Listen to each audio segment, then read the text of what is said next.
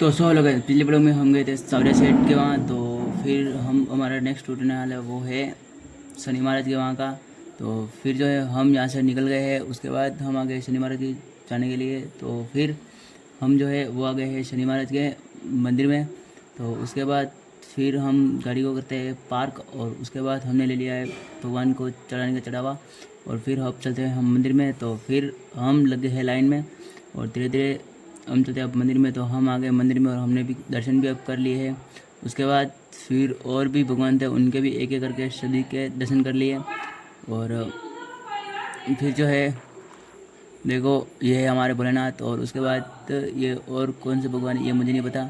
और फिर हम यहाँ से वापस हमने ले लिया यू टर्न, और फिर निकलते हैं अब हम आवरी माता के लिए। तो अब हम जाएंगे आवरी माता। तो हम जो है आवरी माता के वहाँ पहुँच गए हैं। हम हैं अभी मंदिर में ही। तो अब चलते हैं दर्शन के लिए मंदिर के अंदर।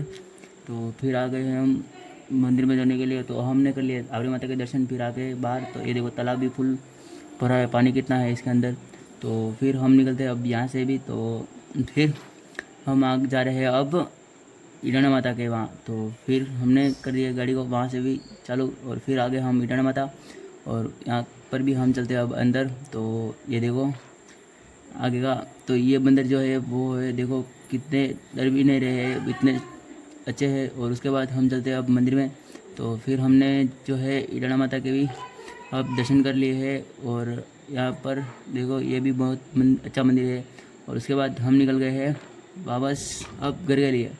तो भैया ने कर दिया है अब गाड़ी चालो, और अब नहीं जा रहे हैं हम वापस घर।